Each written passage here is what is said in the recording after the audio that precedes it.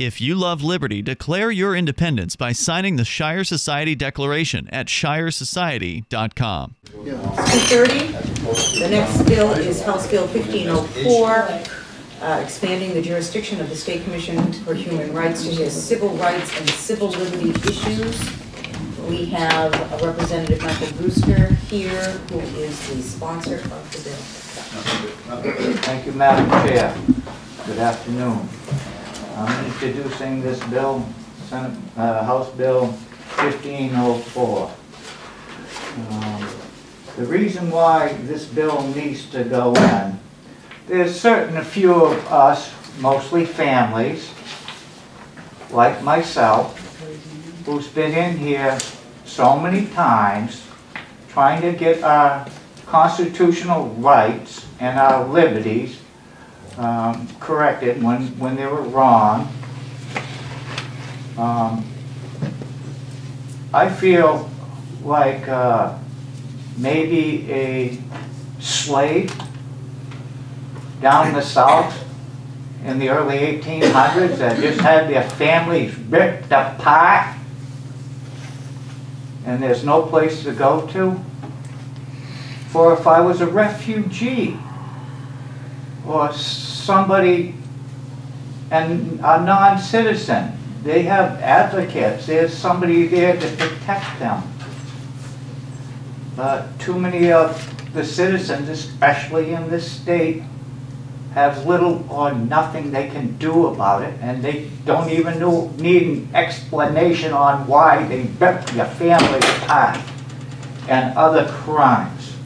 I don't know how many times I called the human rights having no place to go to, and they couldn't help me because that wasn't their job. But we as a citizen needs an advocate. There's too many of us that needs an advocate outside this government, so you don't have to suffer like so many people who have their kids ripped right out of their hands. I've been here, what, 36 years for an explanation? Get nothing. Don't get no help. Get nothing and no help. So maybe this way I'll get maybe a commission that might care a little bit. Maybe do a little investigation. Maybe even make one phone call. But this government is cruel the way they treat children, the disabled, the veterans. It's just terrible what they do.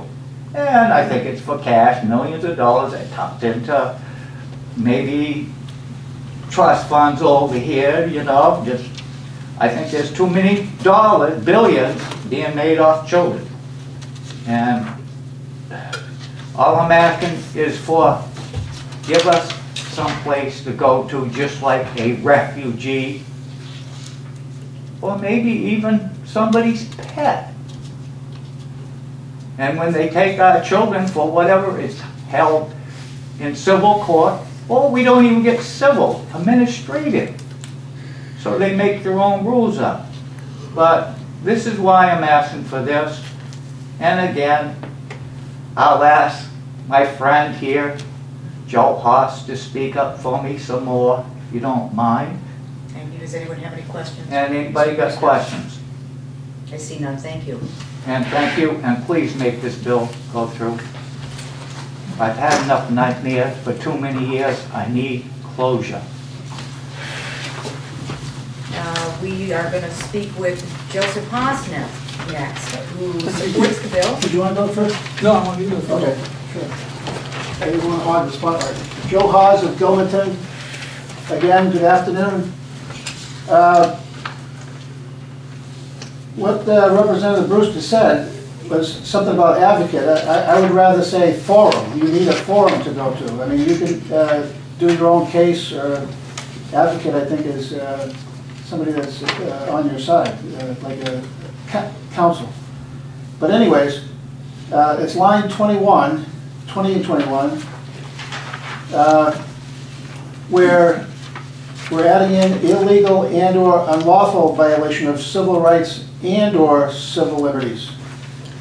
And the key phrase is civil liberties, because I went to the internet the other day. I should have done this like 20 years ago. Mike should have done it 30 years ago. Is civil rights and civil liberties are not the same thing. I never knew that. You look at the, I'm sorry I didn't bring my paper with me, but I'll send it to you by email if you want. One of the criteria under civil liberties is to have a fair trial. So my current and past complaints to this committee, to the JCC, Judicial Conduct Committee. Conduct means behavior. It doesn't mean mismanagement of the file being processed. It didn't go anywhere. So the Human Rights Commission only has half of the word civil. They have civil rights, but they don't have civil liberties. And to have the complaint go there, that's where I could have my complaint go saying, well, hey, it says fair trial on the website for civil liberties. I didn't even get any trial on my decree pro confesso. Even the New Hampshire state case law, Douglas versus Douglas, 1999, it says when you're in that situation, you're entitlement. You hear that all the time. You're entitled to a damage hearing. I file a motion for damage hearing. They tell me to get lost. Equal rights. I mean, he got it. It's like Animal Farm. All pigs are equal, but some pigs are more equal than others. So if we had that forum over there, which is on Chanel Drive, I think it is, up there. No, it's going towards 106. It's on the right-hand side up there. They used to be over here, and I did, like what Representative Brewster did, he contacted them once before, and they said, well, we can't do anything for you. And that's happened to me too, because I had a deck on my property that I had a building permit for, and then I had a building permit for the whole structure, then I had an amendment for the deck, and they said, no, you can't put that on. And I said, because the woman that gave it, he didn't have authority and blah, blah, blah. And I went to them and I said, well, I would like to put a wheelchair ramp onto my deck so that I can have friends come in. And they said, no, we only handle if it's you. If you're black or some religion or disabled, that will help you as the landowner, not you for, I mean, what if I get disabled in the future? That would be nice, to have something like that, but they said get lost. But I don't want to go down that road too much. I mean, that's it, I think. I don't know what else to say. Yeah, one more thing. Article 17, parenthesis 2 of the Universal Declaration of Human Rights that New Hampshire, the United States signed up for, I think that back in 1940. It says, no one shall be arbitrarily deprived of their property. Arbitrary means judge. You got to play by the rules. You got to play by the statute. The HA one you're going to hear about, the judge didn't play by the statute. He violated Article 29.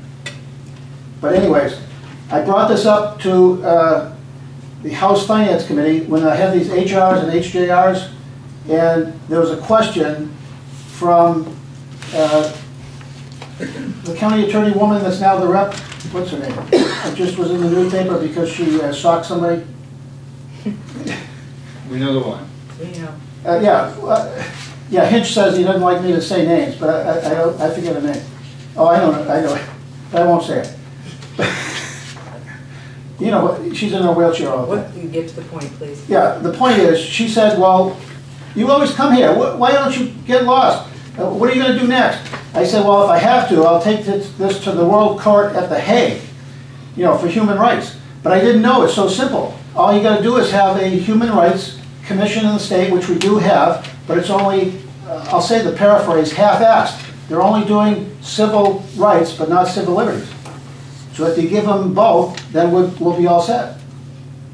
And I did attend their meeting last month in December, and I told them about this. They have several bills. I think one of their bills is on breastfeeding in public or something like that they had today or somewhere.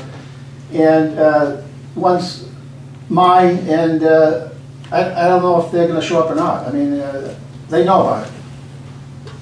So, I mean, it would be nice to get their input. I mean, since they're not here, I mean, these things were just advertised last Friday. I don't know how busy they are up there, you know?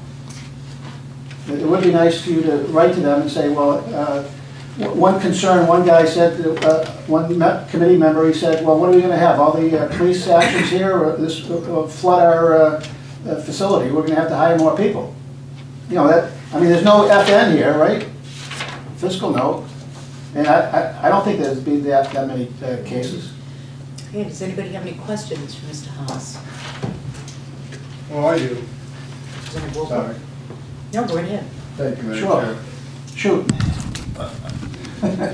I've heard of just legions of cases. The American Civil Liberties Union, for example, files cases all the time on the behalf of people whose civil liberties or civil rights have been violated. Why do we need to have that? So it seems to me that the court is, the system offers an opportunity for these kinds of grievances to be aired.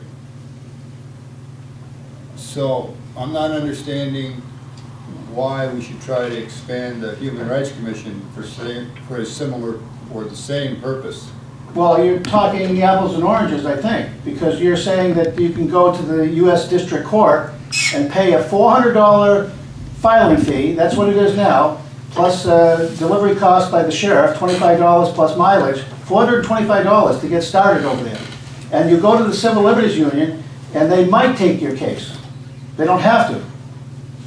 But in this case, you'd have a government forum to go to.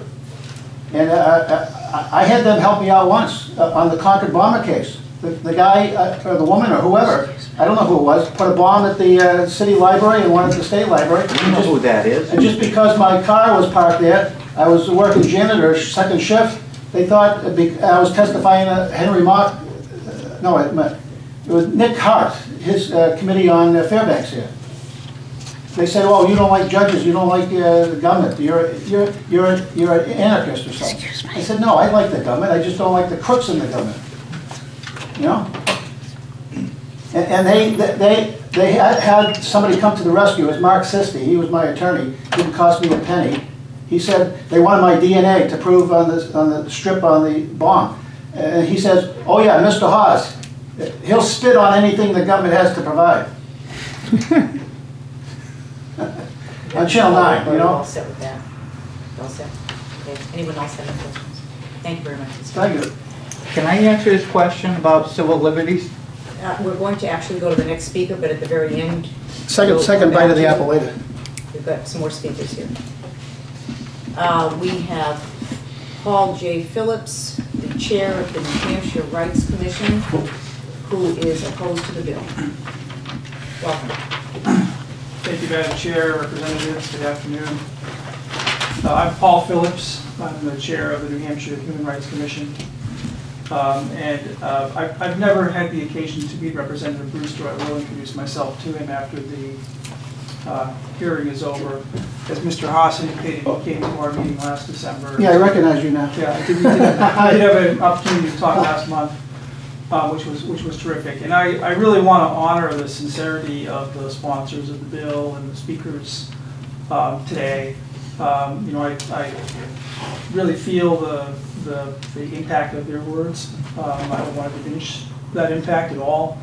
But I am opposed to the bill, and the Commission is opposed to the bill, really for two simple reasons. The first is that we are an administrative agency. We're created by statute. We don't exercise any constitutional powers that are not given to us by the legislature. We're an administrative agency of special jurisdiction. So in 1965, this legislature created the Human Rights Commission for really one simple purpose, and that is to hear and resolve claims of unlawful discrimination in commercial relations. And so our jurisdiction is very narrow. We hear cases involving employment discrimination, housing discrimination, and discrimination in public accommodations. And we have a list of protected classes who are able to bring those claims before us. But you know, in essence, the jurisdiction we exercise is only within that narrow realm. And you give us the level of appropriation each year to handle that level of cases. The proposed legislation would greatly expand that beyond the matters that are involved in statute, to matters that involve civil rights and civil liberties that each of us enjoys, enshrined in our Constitution, but endowed by our Creator, and those are values that we all share as human beings. But if you were to bring those kinds of claims before the Commission, it would just so greatly expand the number of cases and the kinds of cases and the cost of those cases that we would not conceivably be able to manage that process with the resources that we have. And so that's the second reason that we're opposed to the bill, is that if we understand the sponsor's intent, and I think I do, this bill really should have had a fiscal note, because the fiscal impact would be substantial on the Commission's work if we were to exercise the authority that's proposed.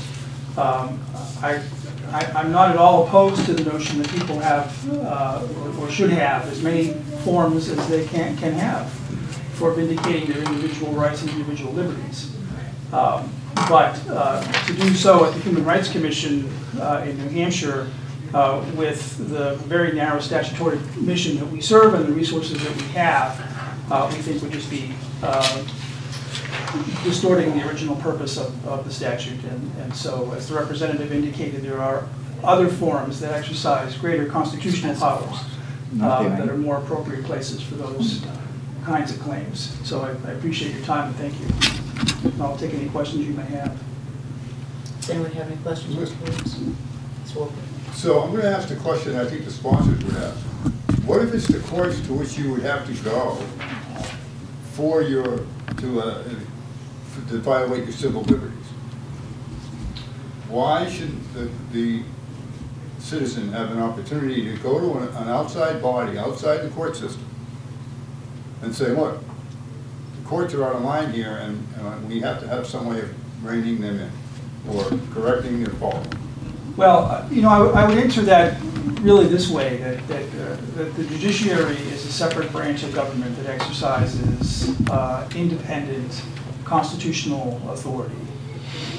Executive agencies like ours are, you know, we exercise a very narrow slice of executive authority that is delegated to us by the legislature. And so we can only operate within the realm that you allow us.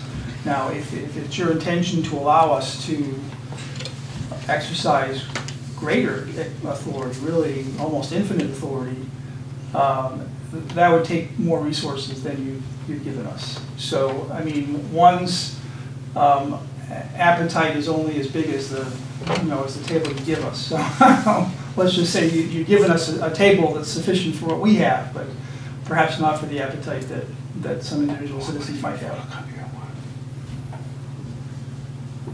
Anyone else have any questions, Mr. Williams? Thank you very much. Thank you. Do you want to talk? We'll talk afterwards. Do you want to say some? Yes, we have Ian Freeman from Keene. He is with the New Hampshire Liberty Party, and he supports the bill. Yeah, I'm Ian Freeman, one of the co-chairs of the New Hampshire Liberty Party. I mean, I do support the intention of this bill. I'm skeptical that it would actually end up making a difference. I also understand where the last speaker was coming from, in that he is predicting an avalanche of claims, and I think he's right. The government in any state, especially, certainly here, it runs roughshod over people's rights all the time. I've seen it happen on so many occasions, whether it be in a courthouse, whether it be the behavior of government police. There's just so many different violations that happen. And the ACLU is a great organization. I've worked with them personally. I attend their awards dinners every year, and I love the work that they do, but their resources are also limited, and they can only take on so many cases. So I'm more in the middle on this bill than in full support. But I support the intention of having a place for people to come to who can't afford an attorney, you know, who don't want to go through the court system. Maybe the grievance is, as you suggested, against the courts themselves. And to have something for them. I know several years ago there was a grievance panel that had been formed here. And it was kind of getting the ball rolling, and then it got cut after a couple of years when different administration types came in and decided they didn't want to have that anymore. So maybe that would be the right direction to go in here, is to amend this bill to reform the grievance panel rather than to add what is probably going to be tremendous burden onto the existing committee that is proposed to have this expansion. I mean, because once the word gets out that people can actually have some way of being heard about the egregious violations of human rights and civil liberties in this state, I think there will be a bit of a large demand for that. Thank you. Does anyone have any questions, Mr. Freeman? Thank you. Mr. Freeman, you mentioned resources from ACLU and the other groups. What, do you think this panel or this commission could operate without resources? Oh, I don't know. I suspect there would be needs to be, I mean, I guess your panelists probably get paid or something like that.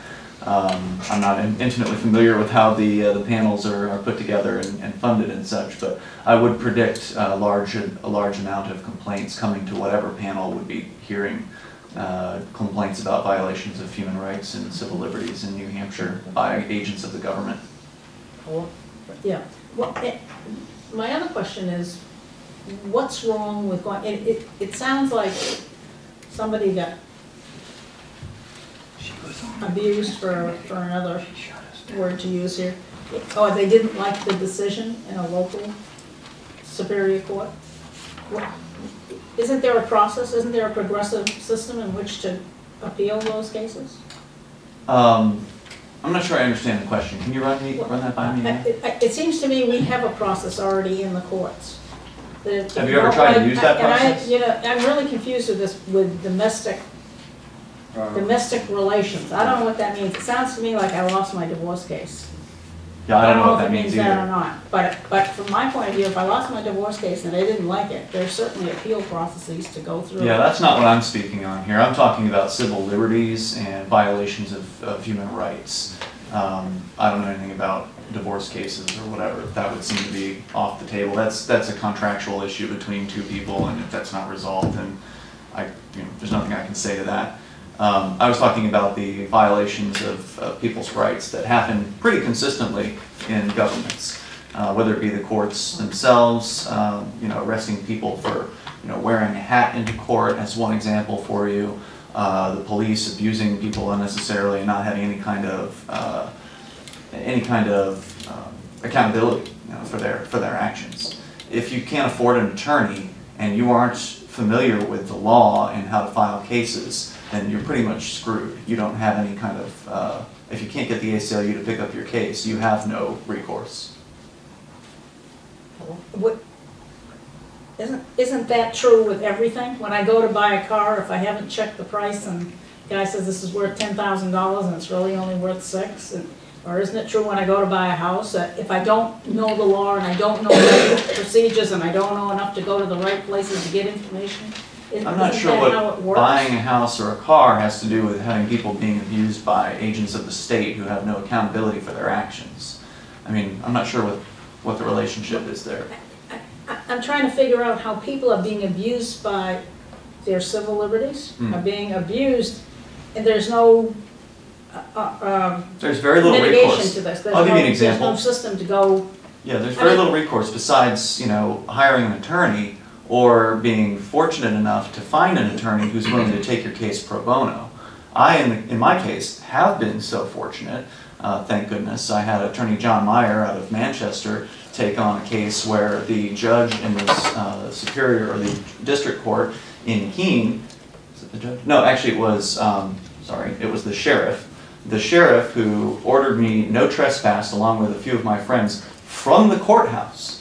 So I was given an illegal no trespass order banning me from the courthouse unless I had legitimate business at that courthouse. I then went back when I had business at the courthouse and was promptly arrested for trespassing at the courthouse. Luckily, I had a relationship with attorney John Meyer who took my case And we had that no trespass order overturned at the district court level as blatantly unconstitutional. So that's just one example. I mean, I can go through a myriad of examples of oppressions of people's human rights and civil liberties that happen here. If I didn't know Attorney John Meyer, then I might have been just SOL in that particular case, because I don't have the ability to go and file, you know, I don't know the system, I don't know the legal approaches, and, you know, I'm not an expert on these matters, and the average person who's abused by the government isn't either. They don't even know where to begin. And how would you see this commission being any different than the process that we have? The ability to go and look for a pro bono attorney, or going to the New Hampshire Civil Liberties or something like that. How would this? This would be outside of the courts. So the proposal in front of New Hampshire Civil Liberties outside the court. I'm sorry? New Hampshire Civil Liberties organization is outside the court. The ACLU is an organization of attorneys that takes cases and assigns. They assign. So if you come to the ACLU and you say my rights were violated, if they agree, if they you can have report it. If you have a strong enough case, right? Yeah. Well, that's according to. So I don't see how this commission. If they have the resources. Is going to make. I don't see how this commission is going to make that difference. Okay, first of all, as I said, I'm kind of in the middle on this exact proposal, but any kind of commission or, you know, hearing that somebody could come to at least feel like somebody cares, or that they've been listened to, whether they have the ability to do something about it or not, I would question whether or not this particular bill would be particularly effective to that end. But something that's outside of another route besides going through the legal system, through the court system, is what the proposal is here, as I understand it. And if you can't see the value in having another path towards some sort of accountability, then I don't know if I can show you the value in that. Thank you. Any other questions? Yes, I'm sorry. Thank you. Representative Kennison, I have it written down. Chair, and thank you for taking my question. What I'm wondering is, when you referred to the grievance committee set up by the legislature some time ago, that was made up of legislators, correct? As I recall. And yes. people could come and bring their complaints, grievances, and whatever, but the actual outcome, they had no ability to do anything about it. That toward the end, they were being given some level of ability to do something about it. Yeah. They were having their powers increased, and then it was all just scuttled. Yeah, I just wanted to be sure that's what you were referring to. Yep. Thank you. Anyone else have any additional questions? Seeing none, thank you. We have no more pink cards. We'd like to invite you to visit freekeen.com. Freekeen.com features audio, video, and blogs chronicling the transition to a voluntary society. Freekeen.com also has comments and discussion forums so you can be heard. Freekeen.com. I should be in Keene, New Hampshire with the Free Staters.